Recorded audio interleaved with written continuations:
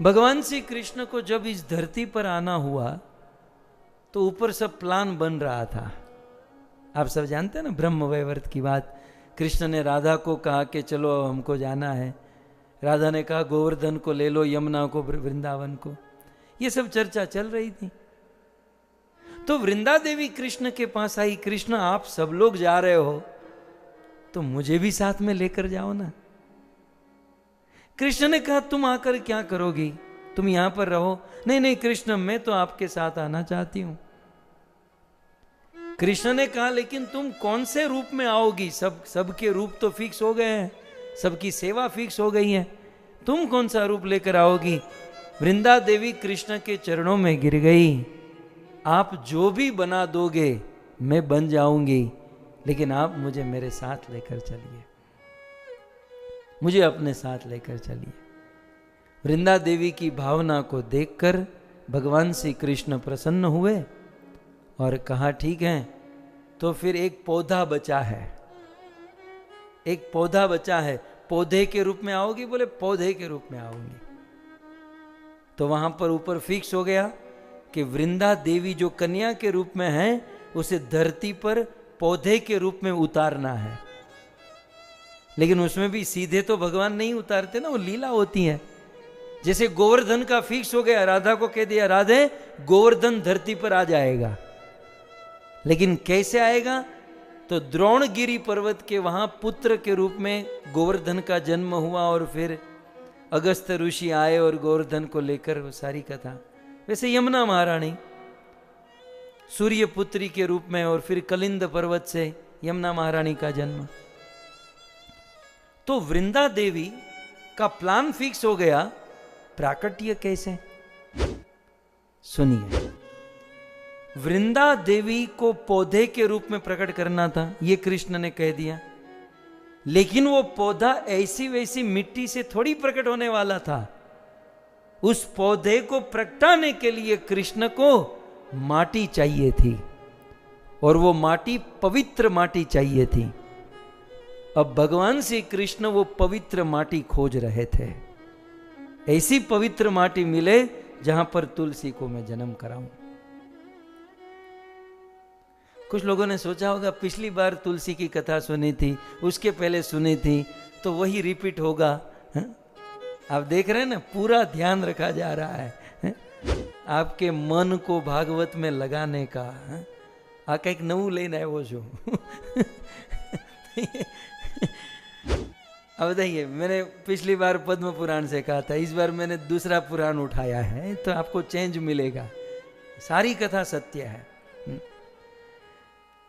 अब क्या हुआ, अब प्रसंग सुनिए आप। सतयुग में मथुरा में एक राजा हुए, मथुरा नरेश, जिनका नाम था कालनेमी, और उस कालनेमी की कन्या हुई श्री वृंदा। जब कालनेमी राजा, मथुरा नरेश कालनेमी राजा के वहां उस कन्या वृंदा का जन्म हुआ, तो कुछ समय के बाद नारद मुनि उनके घर पर आए। कालनेमी ने कहा कि मेरी बेटी का भविष्य देखो। नारद मुनि ने उनका हाथ देखा, भविष्य देखा। बोले आगे चलकर ये आपकी बेटी कृष्ण की प्रिया बनने वाली है, कृष्ण की डायरेक्ट प्रिया बनेगी, इसके भविष्य में लिखा है। तब नारद मुनि ने उस वृंदा को भगवान श्री कृष्ण का सुंदर विग्रह भेंट किया, षोडश नाम मंत्र, महामंत्र प्रदान किया, कहा कि इसकी सेवा करो, इस महामंत्र का जाप करो। फिर तो वृंदा रोज भगवान की सेवा और उनका जाप करने लगी, और धीरे धीरे धीरे धीरे वो प्रेम बढ़ने लगा। ये हुआ वृंदा, धीरे धीरे वो बढ़ रही है, प्रेम बढ़ रहा है, उम्र बढ़ रही है। दूसरी ओर चलिए, एक सुंदर इतिहास में आपको सुनाऊं। एक बार बृहस्पति ने अपने चेले इंद्र को कहा कि चेला, कभी शिव जी का दर्शन करने का मन होता है, शिव मंदिर जाऊ है? हाँ जाइए गुरुजी, चलो जाते हैं। तो बोले शिव मंदिर क्यों, सीधे शिव जी का ही दर्शन करते हैं। ठीक है, शिव जी का दर्शन। तो देवराज इंद्र और बृहस्पति ये दोनों शिव दर्शन के लिए स्वर्ग लोक से कैलाश आने के लिए निकल पड़े।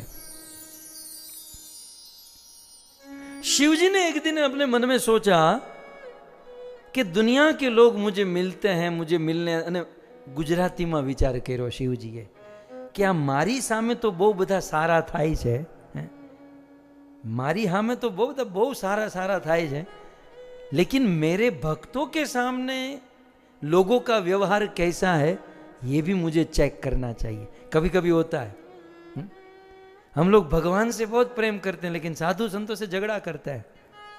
हम लोग गुरु जी से मिलने जाते हैं तो गुरु जी, लेकिन गुरु जी के जो सेवा करने वाले होते हैं उससे तो आंखें फाड़ के बात करते हैं उससे। तो भगवान चाहते हैं कि मेरे से भी मेरे भक्त अधिक है, मेरे से भी अधिक आदर मेरे भक्तों को देना चाहिए। शिव जी का यही मत था।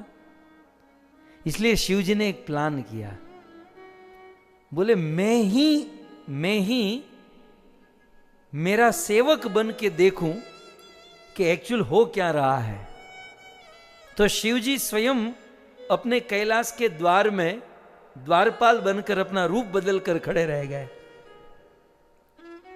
शिव जी स्वयं द्वारपाल बनकर खड़े, रूप बदल कर खड़े। और कुछ देर के बाद इंद्र और बृहस्पति शिव जी के दर्शन के लिए आए। तो शिव जी वेश बदल कर खड़े थे, द्वारपाल बनकर खड़े थे, तो उन दोनों को रोक दिया, बोले आप नहीं जा सकते, अंदर बिजी है। बृहस्पति तो भाई ब्राह्मण टाइप के आदमी, वो तो शांत रहे। इंद्र ने कहा तू किसको मना कर रहा है, जानता है मैं कौन हूं, तू जानता है? अब बताइए, भगवान का दर्शन करने जाते हैं तो मैं कौन हूं, ये अभिमान तो नहीं होना चाहिए ना, हमें तो दास बनकर जाना चाहिए।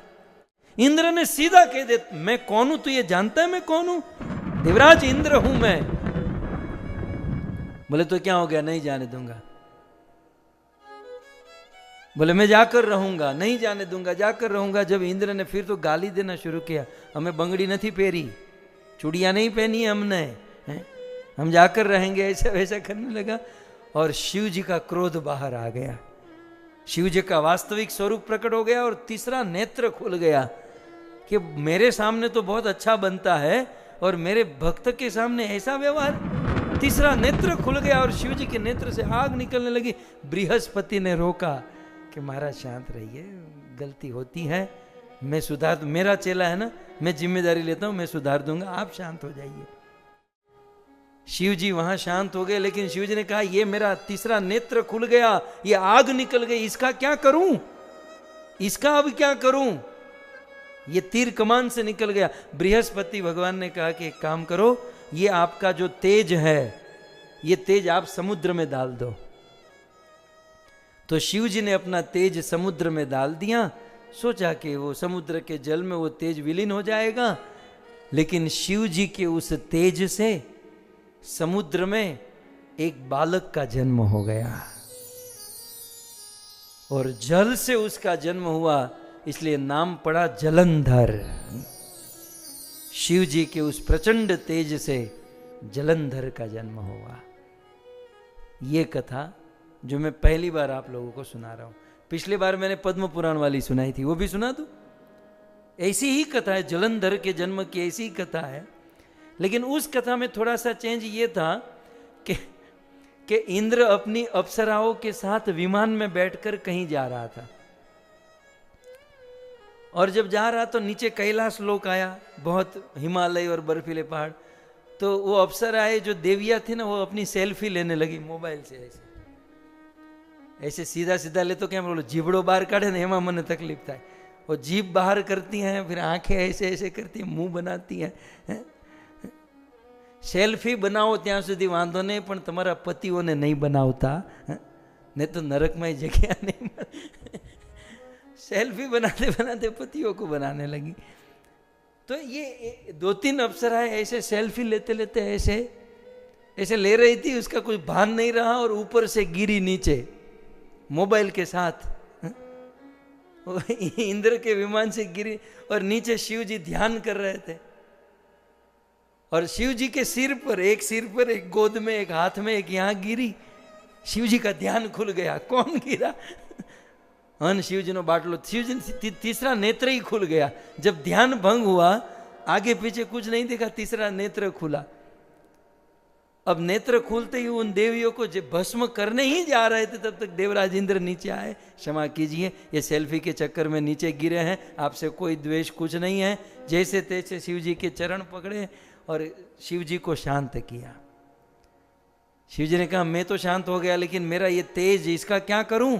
इंद्र ने कहा इसको समुद्र में आप डाल दो। शिव जी ने तेज समुद्र में डाला और फिर वहां से जलंधर का जन्म हुआ। दोनों कथा दोनों पुराणों में है। आप ऐसा भी समझ सकते हैं, एक बार ऐसे जन्म हुआ, एक बार ऐसे हुआ, या दोनों। कुल मिलाकर शिव जी के उस उग्र प्रभाव से और जल के स्पर्श से जलंधर का जन्म हुआ। और फिर आगे चलकर ये भी एक लंबा हो जाएगा, लेकिन जैसे तैसे जलंधर का विवाह वृंदा के साथ हो गया। मथुरा नरेश कालनेमी की कन्या वृंदा के साथ जलंधर का विवाह हुआ। अब विवाह के बाद, अब वो तो पतिव्रता नारी थी वृंदा, और रोज भगवान श्री कृष्ण विष्णु की सेवा पूजा करती थी। और उस पूजा के प्रभाव से पति की शक्ति इतनी बढ़ी कि जलंधर देवताओं के साथ युद्ध करने लगा। देवता शिवजी को लेकर आए, शिवजी के साथ युद्ध हुआ, शिवजी को हरा दिया। अब ये सारे देवता ब्रह्मा शिव समेत भगवान विष्णु के पास गए और कहा अब आप कुछ कीजिए। भगवान ने कहा आप सब मिलकर कुछ नहीं कर पाए, मैं अकेला क्या करूंगा? बोले उसकी कमजोरी क्या है? बोले एक कमजोरी है, बोले उसकी ताकत जो है ना, उसकी पत्नी है। उसकी पत्नी का पतिव्रता धर्म जो है ना, वो उसकी ताकत है। यदि उसकी पत्नी वृंदा का पतिव्रता धर्म टूट जाए तो हम उसे मार सकते हैं, और ये शुभ कार्य आप कीजिए। धर्म का बख्तर पहनकर यदि कोई अधर्म करता है तो धर्म को तोड़कर उसे मारना ये सिद्धांत है। इसलिए भगवान विष्णु जलंधर का रूप लेकर वृंदा के पास, उस दिन जलंधर युद्ध के, देवताओं ने जलंधर को युद्ध के लिए बुलाया। वो रणभूमि में गया और यहां भगवान विष्णु जलंधर का रूप लेकर वृंदा के पास आते हैं। बोले आप तो युद्ध में गए थे। बोले युद्ध कैंसिल हो गया। और यहां भगवान विष्णु वृंदा का पतिव्रता धर्म तोड़ते हैं, और जैसे ही पतिव्रता धर्म टूटा, वहां शिव जी के त्रिशूल से जलंधर का मस्तक कटा, लेकिन वो मस्तक उड़कर वृंदा के गोद में आकर गिरा और मरते मरते बोला तेरा पति तो मैं हूं, ये कोई और है। वृंदा क्रोध में आ गई और वृंदा क्रोध करते हुए कहा कि मुझे ठगने वाला आप कौन हो? बार बार वृंदा बोलती रही कि तुम कौन हो? मेरा पति यहाँ है तो तुम मेरे पति का रूप लेकर तुम कौन आए हो? कुछ देर भगवान कुछ नहीं बोले तो वृंदा के मुख से सहसा निकल गया कि आपका हृदय पत्थर के समान कठोर है, आपने ऐसा आचरण किया, मैं आपको श्राप देती हूं कि आप पत्थर बन जाओ। और आपने ऐसा कर्म किया है, जाओ आपके अंदर कीड़े पड़े। ये दूसरा वृंदा ने कह दिया। जब इस प्रकार से वृंदा क्रोध में आकर श्राप दे रही थी, शिव जी वहां जलंधर को मारे। शिव जी पार्वती को लेकर, देवताओं को लेकर वृंदा के पास पहुंचे। ये पहुंचे तब तक तो ये श्राप दे चुकी थी। फिर शिव, पार्वती और अन्य देवी देवताओं ने कहा कि देवी, ये इनमें इनका कोई दोष नहीं है, ये तो स्वयं भगवान विष्णु है और हम लोगों ने इनको यहां पर हमारी रक्षा के लिए भेजा है। जब इस प्रकार से पता चला तो दोनों हाथ जोड़कर वृंदा भगवान के चरणों में गिर गई। भगवान ने आश्वासन दिया कि चिंता मत करो, ये सब मेरी इच्छा थी, मुझे पत्थर बनना था, मेरे अंदर कीड़े पड़े। तुमने कहा तो मुझे और आनंद हुआ कि कलयुग में मैं पत्थर के रूप में प्रकट होऊंगा, मेरा नाम होगा शालिग्राम। और कीड़े पड़े तो कीड़े पड़ेंगे, शालिग्राम शिला बिना कीड़े के नहीं बनते। वो कीड़े शालिग्राम शिला को खाते हैं उसमें विशेष चिन्ह बनाते हैं, तब जाकर वो शालिग्राम शिला भगवत स्वरूप मानी जाती है। तो इस प्रकार से भगवान ने वो स्वीकार किया। और यहाँ पर भगवान ने कहा कि तुम्हारा दूसरा जन्म तुलसी के पौधे के रूप में होगा। और भगवान ने वृंदा को जो वरदान दिया है, अद्भुत, आप श्लोक देख सकते हैं, बहुत सुंदर। भगवान विष्णु ने कहा कि त्रिलोकेषु च पुष्पाणाम पत्राणाम देव पूजने, इस तीनों लोकों में जितने भी पुष्प है उन सभी पुष्पों में तुम सबसे उत्तम होगी। और देव पूजने, सभी लोग, सारे देवता तुम्हारी पूजा करेंगे। प्रधान रूपा तुलसी भविष्यति वरानने, तुलसी तुम सबसे प्रधान होगी और भविष्य में ये सब लोग तुम्हारी पूजा करेंगे, तुम्हारी आराधना करेंगे। एक भगवान ने दूसरा वरदान क्या दिया? देवी तुलसी, मेरे चरणों में तुम्हारा शाश्वत स्थान रहेगा। तीसरा, आपके बिना तुलसी, तुम्हारे बिना भविष्य में मैं कुछ स्वीकार नहीं करूंगा। चौथा कि हे देवी, मैं आपके साथ विवाह करूंगा। पांचवा, तुम ब्रज में रहोगी और ब्रज में रहकर हमारी लीला का मैनेजमेंट करोगी। और छठा, राधा रानी से दूसरा स्थान देवी तुलसी आपका होगा। और इसलिए वृंदा अष्टकम में कहते हैं, दत्ताधिकारे वृषभानुपुत्र या वंदे नमस्ते चरणारविंदम। इस प्रकार से भगवान ने आशीर्वाद दिया। आशीर्वाद सुनते ही उस जलंधर के सिर के साथ देवी वृंदा सती हो गई। वृंदा का शरीर गिर गया, वृंदा का शरीर जलकर भस्म हो गया। अब याद कीजिए, भगवान खोज रहे थे तुलसी के पौधे को उगाने के लिए मुझे उत्तम माटी चाहिए, और एक पतिव्रता नारी, एक सती नारी की माटी, उनकी राख से उत्तम माटी कहाँ मिलेगी? तो वृंदा के शरीर की राख से तुलसी देवी, तुलसी के पौधे का जन्म हो गया। और ये जन्म कब हुआ? कार्तिक पूर्णिमा शुक्रवार के दिन श्री तुलसी महारानी का जन्म हुआ। किसी पुराण में ऐसा भी वर्णन है कि कार्तिक एकादशी के दिन तुलसी का जन्म हुआ, तो कुछ जगह पर पूर्णिमा के दिन जन्म हुआ। सो कार्तिक पूर्णिमा शुक्रवार के दिन तुलसी महारानी का जन्म हुआ और तुलसी और शालिग्राम का विवाह हुआ। साथ ही साथ बात आई, कार्तिक पूर्णिमा के दिन कंस का वध भी हुआ। इस प्रकार से तुलसी महारानी की महिमा है। श्रील प्रभुपाद जी ने आज्ञा दी है, तुलसी महारानी की कृपा से ही हमें ब्रज में वास मिल सकता है। इसलिए दिन में 2 बार तुलसी आरती, तुलसी पूजा और तुलसी महारानी से प्रार्थना करनी चाहिए। भगवान की प्रेमिकाओं में जीवंत रूप से हमारे पास यदि कोई तत्व वर्तमान में है तो वह है तुलसी महारानी। राधा रानी कृष्ण से प्रेम करती है, नो डाउट, लेकिन प्रत्यक्ष रूप से तो नहीं है ना। कृष्ण का कोई पार्षद, कृष्ण की कोई निशानी जीवंत, मैं लाइव बात कर रहा हूं, जो सांस लेती हो, वो जीवंत तत्व यदि कोई है तो वो तुलसी देवी है। और तुलसी देवी की इतनी महिमा है कि जहां तुलसी होती है वहां व्रज वृंदावन हो जाता है।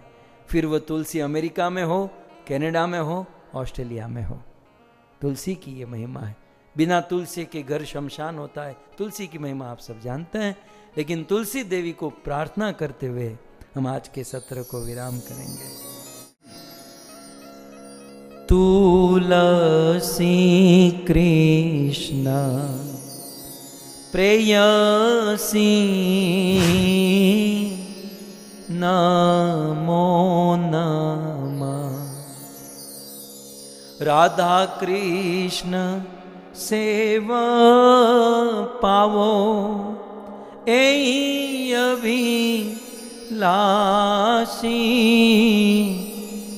जे तो मार शरण लोई તાર વાંચ પૂર્ણ હોય, કૃપા કરી કર તારે વૃંદાવન વાસી મોરયે અભિલાષ વિલાસ કુંજે દિયો વાસ નયને હે રીબો સદા યુગલ રૂપ રાશિ એ નિવેદન ધર સખીરનું ગત કરો સેવાયધિકાર દિયે કરની જદાસી દિન કૃષ્ણ દાસે કોઈ એ જેન મોર હોય શ્રી રાધા ગોવિંદ પ્રેમે સદાયેન ભાસી તુલસી કૃષ્ણ પ્રેયસી નમો નમઃ યાની કાની ચપપાની બ્રહ્મહત્યાદિ કાની ચ તાની તાની પ્રણશંતિ પ્રદક્ષિણા પદે પદે જય તુલસી મહારાની જય તુલસી મહારાની તુલસી મહારાની જય તુલસી મહારાની જય વૃંદે દેવી જય વૃંદે દેવી વૃંદે દેવી જય વૃંદે દેવી શ્રી તુલસી મહારાણી કી